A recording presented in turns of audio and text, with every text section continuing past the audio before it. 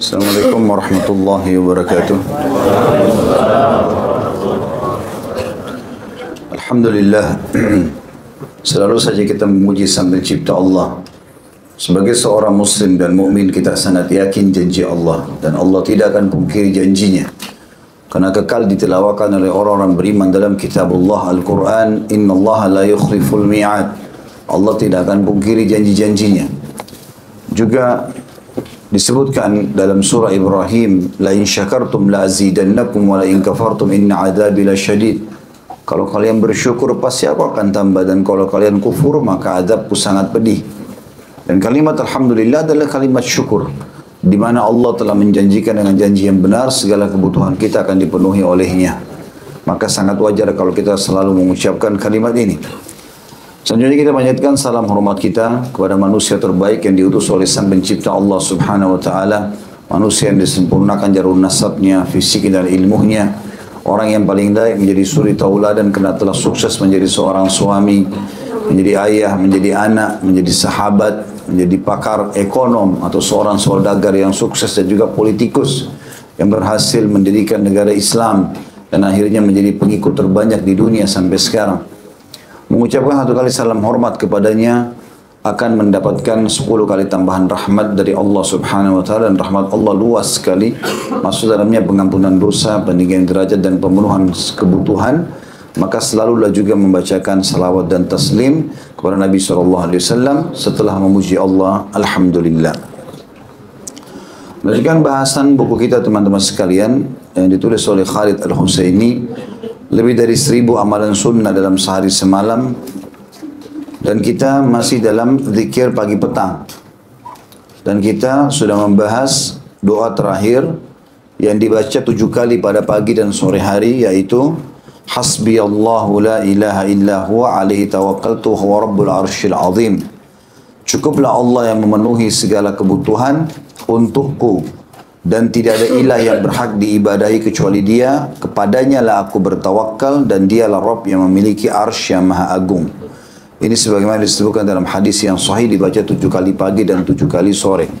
Dan kalimat hasbi Allah ini yang digunakan oleh para sahabat pada saat mereka terdesak dan tersebarnya berita kalau Nabi SAW telah meninggal di perang Uhud. Maka mereka yang berpegang teguh pada imannya mengatakan hasbunallah wa ni'mal wakil. Lalu Allah mengatakan dalam Al-Quran, maka Allah balik perasaan khawatir mereka menjadi ketenangan dan kemenangan. Juga kalimat ini diucapkan pada saat orang-orang Quraisy menakut-nakuti pasukan muslimin di perang Hamrat Asad setelah perang Uhud. Maka orang-orang Quraisy mengatakan pasukan Quraisy 2.800 orang, bahkan 3.000 orang, kurang sedikit dari 3.000 orang, 2.900 sekian, itu akan menyerang kalian, sementara kalian luka-luka semuanya. Maka mereka dengan penuh keyakinan mengatakan hasbunallah wa ni'mal wakil. Yang menyelamatkan Ibrahim alaihissalam selamat dari api pada saat dibakar, kalimat hasbunallah wa ni'mal wakil atau hasbiyallah wa ni'mal wakil. Dan apapun teman-teman yang sekalian yang kita butuh bantuan Allah, ucapkan kalimat ini. Ada orang berbuat kezaliman, ada kejadian yang kita tidak sukai, ada penyakit yang menimpa, selalu kita mengatakan hasbiyallah wa ni'mal wakil. Dan tanpa ada cobaan pun disunnahkan membaca 7 kali pagi dan 7 kali sore. Ada juga sedikit hikmah kita petik dari pelajaran yang sebelumnya, adalah mengganjilkan zikir ini dan doa adalah bagian dari sunnah Nabi SAW.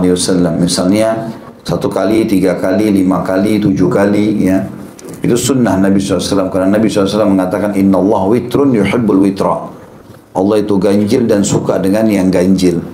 Makanya teman-teman kalau berdoa maka diganjilkan. Misalnya kita sudah mengatakan Rabbana atina fid dunya hasanah wa fil akhirati hasanah wa qina adzabannar. Ulangi lagi 3 kali sampai 7 kali. Ini juga tercontohkan pada saat kita sedang tawaf, ya. Melewati Rukun Yamani dan Hajar Aswad disuruh baca Rabbana atina fid dunya hasanah sampai 7 kali. Berarti setiap tawaf, setiap putaran 1 kali minimal. Bahkan boleh dibaca lebih. Kita juga tahu Allah Subhanahu wa taala memerintahkan kita di sini menuliskan Nabi Muhammad SAW membaca hasbi Allah ini sampai 7 kali di pagi dan sore hari. Ada hikmah-hikmah tertentu dalam angka-angka ganjil ini Yang jelas dianjurkan. Kalau kita melihat saran para ulama, maka angka yang paling tepat minimal 3 sampai 7 kali. Ya. Dan kita juga tahu Nabi SAW mengatakan siapa yang memohon kepada Allah surga pada pagi hari 3 kali, riwayat lain 7 kali. Maka surga akan berbicara mengatakan, ya Allah, surga akan berdoa sambil mengatakan, ya Allah, sesungguhnya hambamu fulan yang memohon agar berlindung agar masuk ke dalamku, maka masukkanlah ia. Dan siapa yang berlindung dari api neraka setiap hari, pagi ataupun sore, 3 kali, riwayat lain 7 kali, maka neraka akan berkata, ya Allah, selamatkan ia dariku karena dia telah berlindung kepadamu. Ini disebutkan juga angka 7 kalinya atau 3 kalinya. Kita akan masuk teman-teman ke doa mulia pada pagi ini atau pada siang ini, termasuk zikir pagi petang, meminta agar segala keselamatan diberikan kepada kita. Dan doa ini kata ulama boleh dibaca selain zikir pagi petang juga, antara azan dan iqamah. Kalau yang hafal bahasa Arabnya, alhamdulillah. Kalau tidak, maka minimal mengetahui bahasa Indonesianya. Yang kita baca nanti terjemahannya ya. Di antara doa yang dianjurkan di poin F-nya adalah Allahumma inni as'aluka al-afwa wal-afiyah fi dunya wal-akhirah. Allahumma inni as'aluka al-afwa wal-afiyata fi dini wa dunyaya wa ahli wa mali. Allahumma astur awrati wa amin rawati. Allahumma hafadhni min baini yadayya wa min khalfi wa an yamini wa an shimali wa min fawqi wa a'udhu bi'azamatika an ugtala min tahti. Terjemahannya, ya Allah, itu Allahumma inni as'aluka, aku memohon kepadamu dengan sangat al-afwa, pengampunanmu, wal-afiyah, dan keselamatan selamanya di dunia dan di akhirat. Di sini ada penggunaan kalimat afu. Afu ini teman-teman, kalau ingat riwayat tentang malam Lailatul Qadar, Aisyah radhiyallahu anha pernah bertanya kepada Nabi SAW, ya Rasulullah, andai saja saya mendapatkan Lailatul Qadar, apa yang saya ucapkan? Allahumma innaka afuun tuhibbul afwa fa'fu anni. Apa maksudnya ini? Kenapa kita meminta afu?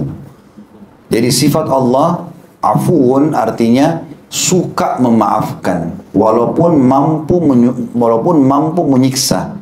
Jadi misalnya kita buat salah, jelas-jelas kita zina, jelas-jelas kita bohong, jelas segala macam. Kalau kita sebutkan ini, Allahumma innaka afuun tuhibbul afwa fa'fu anni, maka kita mohon kepada Allah agar dimaafkan tanpa ada hukuman. Ya, itu maknanya. Maka kita minta di pagi hari itu, Allahumma inni as'aluka al-afwa. Kata ulama hadis, kalau ada yang aku lakukan pelanggaran dari semalam ya Allah sampai pagi ini, yang dasarnya engkau mampu menghukumku, maka maafkanlah. Itu maknanya dari afu. Allahumma inni as'aluka al-afwa. Kemudian wal-afiyah. Afiyah bisa masuk maknanya keselamatan, bisa masuk dalamnya kesehatan. Tapi yang lebih global keselamatan. Masuk dalamnya tentu kesehatan, ya, ketentraman jiwa, kemakmuran, segala macam. Dan kita minta di dunia dan di akhirat.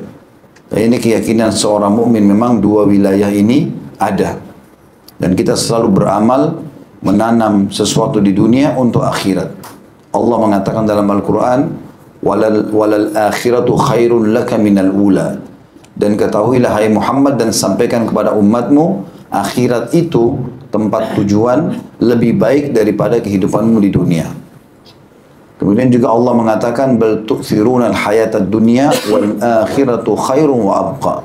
Kalian terus repot mengumpulkan dan mengejar dunia, dan kalian lupa ada akhirat yang khairun wa abqa. Dua sifatnya, lebih baik dan lebih kekal, gitu kan? Maka ini semua menjelaskan kepada kita tentang memang ada dua kehidupan ini.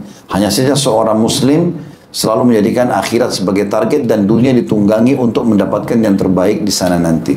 Dan tidak boleh kita luputkan dari ini tentunya.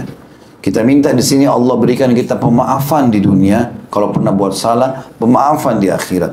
Kita juga minta keselamatan, kebahagiaan di dunia dan juga di akhirat. Dan ini penting seseorang muslim selalu mengucapkan masalah ini. Kata sebagian ulama, siapa yang membaca ini di pagi hari 1 kali dan membaca sore 1 kali, maka dipastikan dia akan aman dari semua hal yang tidak menyukai bagi dia. Ya.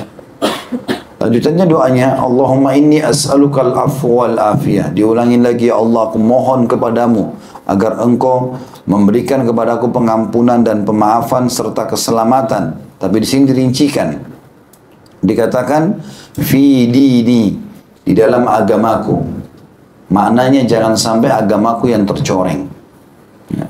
Apapun kekurangan yang aku miliki, jangan sampai aku kurang dalam melaksanakan perintah agama.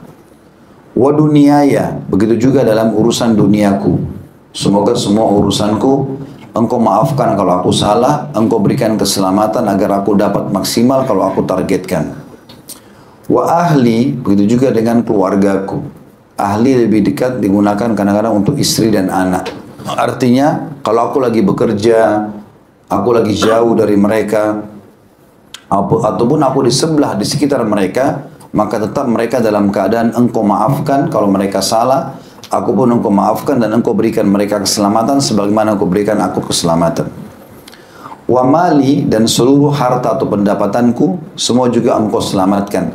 Kalau ada sesuatu yang salah di situ, maafkanlah aku. Afu. Kemudian afiyah, berikan keselamatan agar harta ini selalu berkah, cukup. Allahumma astur aurati, ya Allah tutuplah aurat-auratku. Makna aurat sini adalah aib dan sesuatu yang tidak layak untuk dilihat. Makanya dikatakan aurat karena kalau dilihat oleh orang malu atau orang ini malu gitu kan. Nah kita minta agar Allah tutupi aurat-aurat kita, maksudnya tutupi aib-aib kita. Karena kalau aib dibuka teman-teman, hancurlah semua hidup kita. Siapa di antara kita yang tidak punya aib dan kesalahan? Tapi Allah SWT tutupi itu. Makanya teman-teman harus mengontrol lisan. Jangan aib kita sendiri yang buka. Kata Nabi SAW, sesungguhnya makhluk yang paling buruk di sisi Allah pada hari kiamat adalah orang yang telah Allah tutupi kesalahannya, lalu kemudian dia yang beberkan sendiri. Dia semalam suntuk berzina, dosa sama Allah. Baik antara dia sama Tuhannya. Dia mohon ampun, dia tutupin. Ini enggak, besok di kantor ceritain sama teman-temannya. Malah ini aib. Dia buka aibnya sendiri. Jadi kalau ada temannya yang sedang ngomong sama dia, ternyata bukan teman, musuh, dijadikanlah senjata itu. Ya. Maka semestinya seseorang menutupi aibnya. Jangan dia ceritakan. Dan minta kepada Allah agar ditutupi aib itu. Maksud dalam ayat ini adalah cacat lisan, cacat fikiran, cacat badan, semua. Ya, cacat kemaluan, segala macam ini masuk dalam aurati. Ya. Kita minta agar Allah Subhanahu Wa Taala menutupinya dan jangan sampai terbeberkan. Selain daripada itu teman-teman, kita juga tidak boleh sengaja mencari-cari aib orang. Kalau kita sengaja cari-cari aib orang, maka ada hadis Nabi SAW yang berbunyi, sampai mencari-cari aib saudaranya, ya, secara sengaja ngorek-ngorek informasi, maka Allah juga akan mengorek-ngorek kesalahannya, aibnya walaupun dari dalam rumahnya. Makanya harus hati-hati. Kemudian dikatakan wa amin rawati, dan berikanlah aku rasa aman dari setiap ketakutan dan kekhawatiranku. Jadi di pagi hari kita karena mau aktivitas minta itu, di malam hari karena kita mau istirahat juga minta itu. Semua apapun yang kita khawatirkan bisa membuat kita khawatir, takut, merasa bimbang, semua itu dihilangkan. Lalu kita minta doa yang mulia juga, Allah mahfadni min baini yadayya, ya Allah selalulah jaga aku di antara kedua tanganku. Ini semua disebutkan juga, dan dari belakangku, dari kananku, dari kiriku, dan dari atasku, dan jangan sampai aku ya terkena kehancuran dari bawahku atau dibenamkan di dalam tanah ya dengan keagunganmu. Semua ini kata ulama hadis karena masuk dalam perkataan iblis yang mengatakan aku akan menggoda mereka dari depan, dari belakang, dari samping, dari kanan. Ini semua karena iblis. Maksudnya kita minta dijaga dari segala godaan syaitan dari seluruh sisi kita. Karena syaitan kalau bisikin kita di sisi kanan, kira-kira yang mana lagi lemah nih? Kalau kita biasa telinga kita lagi dengerin ceramah atau kita lagi dengerin tilawah dan kita lebih fokus di kuping kanan, maka kuping kiri lemah. Maka syaitan masuk di situ membisikkan dengan membuat misalnya kita lalai dan seterusnya. Atau kalau kuping kanan kita dibisikin oleh malaikat dengan kebaikan-kebaikan agar jangan berzina, jangan berbohong segala macam. Di kuping kiri yang lemah maka kuping kiri lah digodain oleh syaitan. Semua ini kita minta dijaga dari semua sisi, kanan, kiri, depan, belakang, ya bahkan dari bawah semuanya juga masuk dalam minta perlindungan. Masuk juga dalam makna kalimat terakhir wa'udzu bi'azamatika an ugtala min tahti, dan jangan sampai aku disambar dari bawahku atau tenggelam. Ini adalah supaya tidak kena bencana. Ya, karena kalau bencana datang kita sulit untuk selamat. Seperti Indonesia sekarang kita lihat depan mata. Tsunami terjadi, longsor terjadi. Orang tadinya lagi jalan gak sadar. Bahkan masih pakai mobil, ada yang dulu di pinggir pantai lagi makan dan minum. Allah SWT datangkan itu. Tapi dengan doa ini insya Allah kita akan aman dari itu. Artinya Allah akan selamatkan kita sebelum terjadi bencana tadi. Di antara zikir pagi petang yang dianjurkan teman-teman, Allahumma alimal ghaibi wasyahada, fatiras samawati wal ard, rabba kulli syai'in wa maliku, asyhadu an la ilaha illa ant, a'udzu bika min syarri nafsi wa min syarri syaitani wa syirki, wa naktarifa ala nafsi su'an aw ajurruhu ila muslim. Ya Allah yang maha mengetahui perkara yang gaib dan yang nyata. Ini keyakinan seorang muslim tentang Tuhannya, faham semuanya. Wahai Rabb pencipta langit dan bumi. Mana pencipta dari tidak ada menjadi ada. Semua ini Allah yang adakan. Rabb atau pencipta ataupun pemilik atas segala sesuatu dan yang merajainya, menguasainya. Sampai kalimat ini dulu saya luruskan atau saya jelaskan teman-teman sekalian. Ingat, selalu kita harus yakin dan jadikan pegangan hidup. Penuh keyakinan ini teman-teman sekalian. Sebenarnya hubungan kita yang hakiki adalah sama Tuhan Allah SWT. Makhluk-makhluk ini hanya Allah jadikan penyebab saja. Kalau ada orang teman-teman sekalian bermasalah depan mata kita dengan kita langsung istighfar kepada Allah. Minta mohon kepada Allah Subhanahu wa taala, bukan yang lain. Berarti kita lagi ada masalah dengan Allah SWT, maka Allah datangkan makhluk-makhluknya, gitu kan? Kata Nabi SAW, tidak ada satu kaum di satu komunitas negara yang berbuat kemaksiatan atau pelanggaran agama kecuali Allah akan datangkan kepada mereka pemimpin yang zalim. Berarti perilakunya dari situ. Karena rusaknya hubungan sama Allah, Allah datangkan cobaan buat mereka. Makanya harusnya kita memahami kalau ada masalah berarti kita sedang bermasalah sama Allah SWT. Beristighfar kepadanya selesai, gitu kan?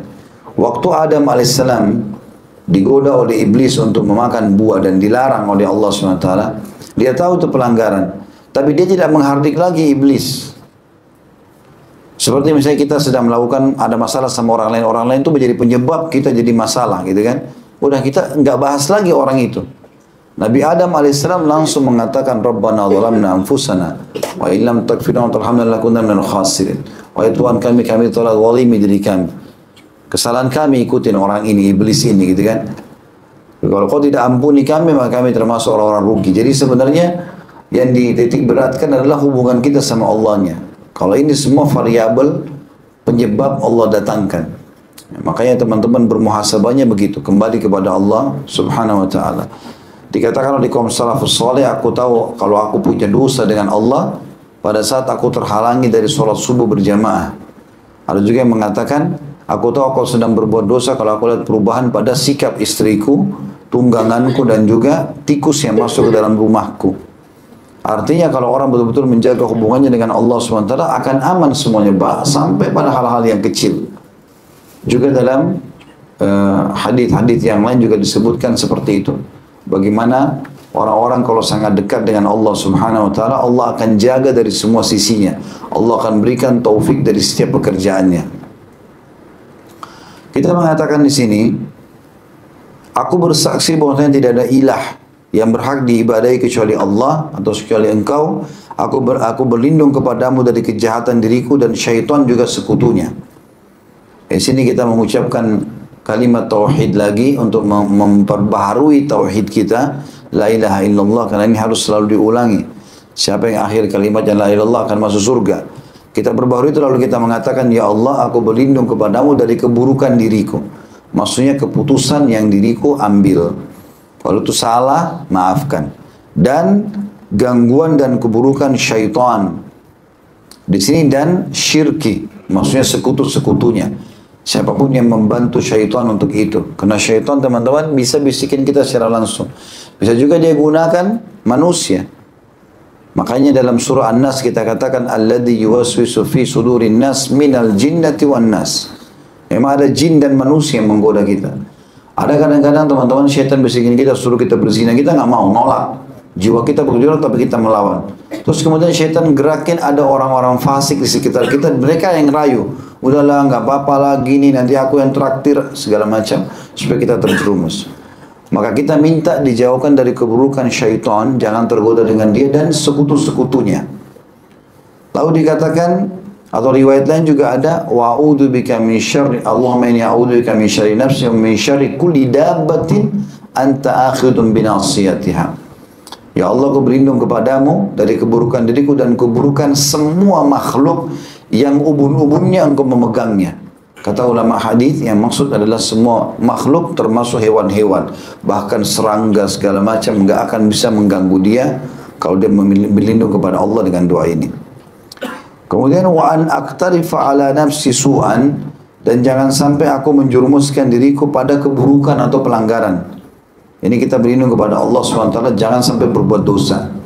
Kalau ada di antara kita teman-teman orang yang mau berbuat dosa lalu dia seperti terlindungi, ya, misalnya batal, gagal, ada yang tahu, maka bersyukurlah kepada Allah.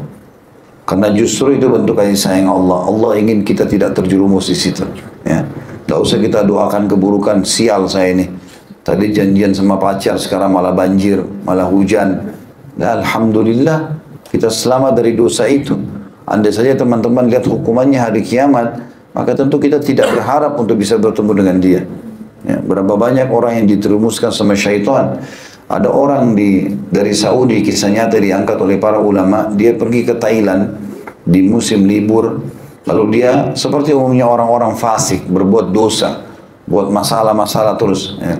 Artinya berzina, khamr, segala macam. Ada satu perempuan, dia jatuh cinta sekali sama perempuan ini, dan setiap hari harus ketemu dia. Padahal ini perempuan tidak benar, pelacur, dibayar sama dia.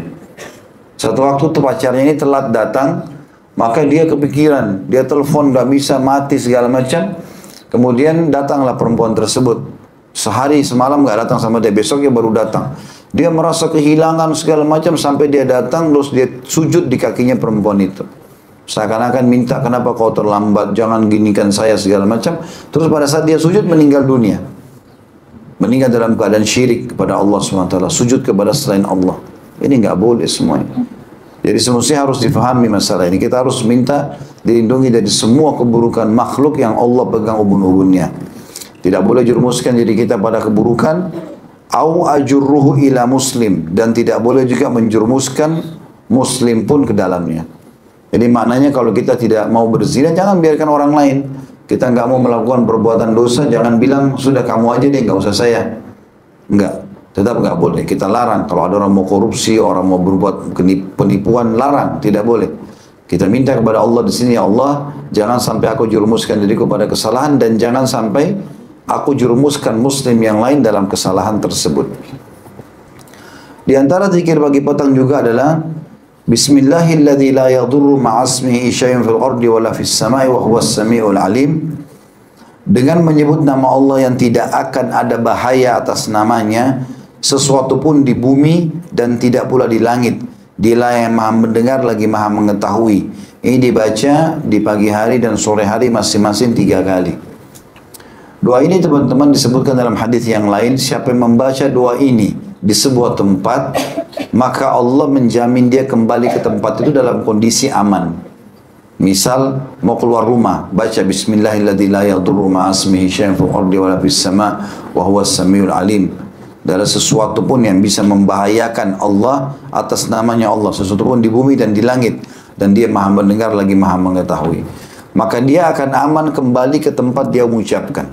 Sampai kami pernah waktu diajarkan oleh dosen atau guru kami masalah doa ini, waktu saya masih SMA kelas 3 waktu itu di Madinah, sempat dibahasakan oleh beliau waktu memaknakan ayat atau doa ini. Beliau bilang, usahakan kalian membaca doa ini dalam setiap keadaan kalian. Misal dalam rumah, dari kamar tidur ke ruang tamu, baca Bismillahilladzi la yadurru ma'asmihi syai'un fil ardi wala fis sama'i was samiul alim.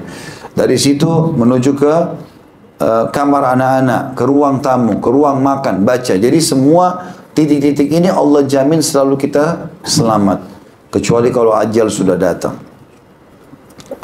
Kemudian juga dalam doa yang lain adalah raditu billahi robba wa bil islami dina wa bi Muhammadin sallallahu alaihi wasallam nabiyyan wa rasula. Aku ridha Allah sebagai Rabb, Islam sebagai agama, dan Muhammad sallallahu alaihi wasallam sebagai nabi yang diutus oleh Allah. Kita baca pagi hari 3 kali, sore hari 3 kali. Makna radit artinya aku sudah ridho ya Allah. Makna ridho berarti kita bisa menerima semua keputusan Allah, baik atau buruk. Jadi kalau kita berdoa, kita mengucapkan kalimat ini raditu billahi robba, Allah akan buat kita selalu ridho dengan keputusannya. Wabil islami dina, apapun yang berhubungan dengan Islam kita selalu membelanya dan ridho. Wabi Muhammadin sallallahu alaihi wasallam nabiyya, dan itu pun juga berhubungan dengan apa yang berhubungan dengan Nabi sallallahu alaihi wasallam, semuanya kita terima dan ridho. Di antara zikir pagi petang adalah ya hayyu ya qayyum bi rahmatika astaghits wa aslih li sya'ni kullah wa la takilni ila nafsi tarfat ain. Wahai zat yang maha hidup dan zat yang berdiri sendiri, dengan rahmatmu aku minta pertolongan, perbaikilah segala urusanku dan jangan diserahkan kepadaku meskipun sekejap mata tanpa ada pertolongan darimu. Ini dibaca minimal sekali pagi sekali sore. Sifat Allah ya Hayyu ya Qayyum, zat yang maha hidup dan berdiri sendiri ini yang menyebabkan datangnya keberkahan teman-teman sekalian. Karena ada hadis yang lain, siapa yang membaca Astaghfirullahil Azim alladzi la ilaha illa huwal hayyul qayyum wa atubu ilaih, akan diampuni dosanya walaupun sebanyak buih di lautan. Sifat Al-Hayyul Qayyum ini adalah pengakuan bahwasanya Allah Subhanahu wa taala memang mampu mengerjakan apa saja dan tidak bergantung pada makhluknya. Itu juga dengan ayat kursi, Allahu la ilaha illa huwal hayyul qayyum, yang memang bisa menghancurkan syaitan, mematahkan sihir. Ayat kursi yang mulia, karena ada sifat Allah al-hayyu al-qayyum. Kita minta itu, ya hayyu ya qayyum, wahai zat yang maha hidup dan berdiri sendiri. Birahmatika astaghits, dengan rahmatmu lah aku selalu meminta pertolongan. Artinya selalu saja kesenangan, kegembiraan, rezeki, nikmat yang datang kepadaku. Aslih li sya'ni kullah, perbaiki dan ambil alih semua urusanku. Kata ulama hadis, mau besar, mau kecil, mau mudah, mau sulit, semuanya ambil alih lah ya Allah. Bahkan kita bilang wala takilni ila nafsi tarfata'in, dan jangan biarkan aku mengambil alih perkaraku itu walaupun sekejap mata. Artinya semua murni seperti apa yang disampaikan oleh Allah Subhanahu wa taala. Artinya apa yang ditentukan oleh Allah Subhanahu wa taala, sehingga benar-benar kita tidak ada masalah lagi. Kemudian selanjutnya teman-teman sekalian, doa juga masih zikir pagi petang. Saya usahakan selesaikan ini zikir pagi petangnya. Dan ini ya hayyu ya qayyum bisa dibaca setiap saat ya, di antara azan dan iqamah, dan setiap kali kita butuhkan juga sama. Minta agar seluruh perkara kita diselesaikan.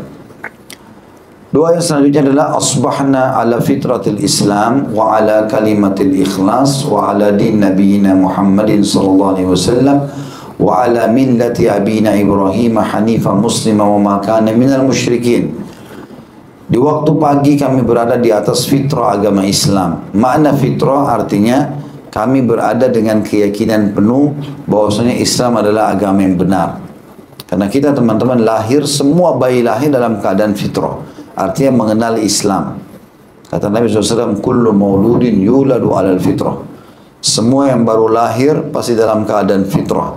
Fa'abawahu yuhawidanihi, nanti kedua orang tuanya menjadikannya Yahudi kalau orang tuanya Yahudi, au yunassiranihi, atau menjadikannya Nasrani kalau kedua orang tuanya Nasrani, au yumajjisani, atau menjadikannya Majusi kalau memang orang tuanya Majusi. Jadi memang kita minta kepada Allah Subhanahu wa taala agar kita berada selalu dalam fitrah itu, yang tidak pernah berubah-berubah. Makanya ulama juga mengambil dalam masalah ini, kalau ada anak orang non-muslim kafir meninggal belum balik, maka dia masih diuji oleh Allah pada hari kiamat. Dia diuji oleh Allah SWT pada hari kiamat. Ini mirip juga dengan orang-orang yang belum pernah sampai dakwah kepadanya. Tinggal di hutan, nggak ada pernah dengar dengan Islam, nggak ada fasilitas apa-apa di sana. Maka kalau mereka meninggal, itu tidak spontanitas masuk neraka. Maka diuji oleh Allah SWT. Dalam sebuah hadis dikatakan Allah akan datangkan neraka, lalu mengumpulkan mereka, lalu meminta mereka untuk masuk ke dalam neraka. Siapa yang patuh kepada Allah, mau jalankan itu, maka Allah tidak akan membuat neraka membakarnya. Dan Allah masukkan dia ke dalam surga. Karena ini ujian saja. Dan kalau yang menolak, maka dia akan masuk ke dalam api neraka. Artinya walaupun dia hidup ya, dan balik, atau dia didatangi dakwah, atau terdatangi padanya dakwah, tetap dia akan menolak. Seperti itu. Wa ala kalimatil ikhlas, dan kami tiba dengan kalimat ikhlas. Bisa maknanya adalah selalu ikhlas dalam beribadah kepadamu. Bisa juga maknanya adalah kami di atas kalimat tauhid. Karena kalimat la ilaha illallah, nama lainnya adalah kalimat ikhlas. Wa ala din nabiyina Muhammadin sallallahu alaihi wasallam, dan kami selalu berpegang teguh pada ajaran Nabi Muhammad sallallahu alaihi wasallam. Wa ala millati abina Ibrahim, dan juga mengikuti ajaran ayah kami Ibrahim. Hanifah muslimah, kami selalu lurus dan menyerahkan diri kepadamu. Wa ma kana minal musyrikin, dan tidak termasuk orang-orang yang menyekutukan Allah. Tapi di sini kekuatannya adalah bagaimana kita minta hidup dan mati dalam keadaan Islam. Di sore hari kita ganti asbahna menjadi amsayna ala fitratul Islam, ya, dan selebihnya sama saja. Artinya kami tiba pada sore hari dalam keadaan berpegang pada fitrah Islam itu sendiri. Di antara zikir yang dianjurkan teman-teman sekalian adalah, tapi ini cukup banyak jumlahnya, sekitar 100 masing-masing, adalah subhanallahi wa bihamdi. Ini dibaca 100 kali. Kata Nabi SAW, barang siapa yang membacanya 100 kali pada pagi dan petang, niscaya tidak ada seorang pun yang datang pada hari kiamat dengan membawa sesuatu yang lebih utama dari apa yang dibawanya, kecuali orang yang mengucapkannya atau seperti apa yang diucapkan atau melebihinya. Selain itu, orang yang mengucapkan akan dihapus dosa-dosanya walaupun sebanyak buih di lautan, sebagaimana dijelaskan di dalam hadis riwayat Imam Muslim nomor 2691. Jadi teman-teman sambil iseng waktu kosong, subhanallahi wa bihamdi, subhanallahi wa bihamdi, subhanallahi wa bihamdi, ini diucapkan 100 kali. Kalau kita biasa zikir 33, dengan jari kita habis sholat dilipat gandakan 3 kali. Maka itu sudah cukup untuk mengampuni semua dosa dalam hadis walaupun sebanyak buih di lautan. Ya, ini keutamaan yang sangat besar. Juga kata Nabi SAW, 2 kalimat ringan di lidah, berat di timbangan hari kiamat, dan juga dicintai oleh Allah SWT, subhanallahi wa bihamdi, subhanallahil azim. Tapi maksud dalamnya subhanallahi wa bihamdi ini. Juga maksud dalamnya dibaca 100 kali, la ilaha illallah wahdahu la syarikalah, lahul mulku wa lahul hamdu wa huwa ala kulli syai'in qadir. Tidak ada ilah yang berhak diibadahi selain Allah semata, tidak ada sekutu bersamanya, baginya kerajaan dan baginya segala puji, dia maha kuasa atas segala sesuatu. Ini kata Nabi SAW, siapa yang membacanya 100 kali pada pagi dan 100 kali pada sore, maka dia juga akan datang pada hari kiamat, membawa pahala. Tidak ada orang yang menyamai pahala dia, kecuali orang yang berbuat seperti dia atau lebih. Juga dalam hadis dikatakan, barang siapa yang mengucapkan 100 kali dalam sehari, maka baginya pahala seperti memerdekakan 10 budak. Ditulis baginya 100 pahala dan dihapus darinya 100 keburukan. Baginya perlindungan dari syaitan pada hari itu hingga sore hari. Artinya dari pagi tidak akan diganggu oleh syaitan sampai sore hari. Makanya teman-teman yang terapi sihir, gangguan syaitan, ya, gangguan-gangguan ain, penyakit kronis, semua ini harus dianjurkan untuk dibaca. Dan rutin udah, harus jadi wirid dia. 100 kali pagi, 100 kali sore. Dijamin dengan izin Allah SWT dia akan selamat dari perlindungan syaitan. Juga perlindungan Allah SWT datang dari penyakit-penyakit yang sedang menimpa dia. Di antara zikir yang dianjurkan adalah membaca istighfar 100 kali. Astaghfirullah wa atubu ilaih. Ini insyaAllah dalam hitungan menit saja. Bahkan antum sebentar bubar, antri di lift, mau menuju ke kantor, bisa astaghfirullah wa atubu ilaih, astaghfirullah wa atubu ilaih. Ini saya pernah praktikin 1 menit bisa sampai 100 kali. Ya, dan pahalanya sangat besar. Dan dari mana kita tahu teman-teman? Bisa saja astaghfirullah wa atubu ilaih ini sekali kita ucapkan diampuni dosa kita setahun atau 2 tahun atau 3 tahun. Kita nggak pernah tahu bobotnya. Makanya Nabi SAW mematoknya kurang lebih 100 kali, ya. Kalau astaghfirullah itu pengucapan maaf kepada Allah. Seperti kalau kita buat salah sama orang, kita bilang maafin saya. Atubu ilaih artinya kita mengikrarkan tidak akan mengulanginya. Di antara zikir pagi petang adalah Allahumma inni as'aluka ilman nafi'a wa rizqan wasi'a wa amalan mutaqabbala. Ya Allah, aku meminta kepadamu ilmu yang bermanfaat. Puncaknya ilmu agama dan selebihnya semua ilmu yang bisa bermanfaat bagi diri dan manusia. Wa rizqan thayyiba, dan rezeki yang thayyiba. Thayyiba bisa terjemahkan baik, bisa juga thayyiba adalah yang banyak dan memuaskan. Ya. Dan wa amala mutaqabbala, amal yang selalu diterima. Jadi nggak ada yang ditolak. Ini cuma dibaca, kalau ini dibaca pagi hari saja. Ya. Kalau khusus ini makanya ditulis itu dibaca ketika pagi. Sesudah sholat subuh satu kali. Ini dibaca satu kali karena biasanya orang mulai aktivitas di pagi hari itu. Minta rezeki dan seterusnya. Kemudian dua doa yang terakhir di sini adalah Subhanallahi wa bihamdihi adada khalqi wa ridha nafsi wa zinata arsyih wa midada kalimati. Ini dibaca 3 kali. Mirip dengan tadi sebenarnya. Tadi sebelum sudah kita baca Subhanallah wa bihamdi 100 kali. Tapi kalau ini dibaca ada tambahan sedikit. Subhanallah wa bihamdi, maha suci Allah dan segala puji baginya. Adada khalqi, sejumlah makhluknya Allah. Nah, jadi berapa jumlah makhluknya? Berapa jumlah manusia? Berapa jumlah jin? Berapa jumlah hewan-hewan? Berapa jumlah tumbuh-tumbuhan? Berapa kadar bobotnya, api, udara, air, segala macam ini, semuanya itu. Kita minta, ya Allah, aku memuji kepadamu sejumlah makhlukmu.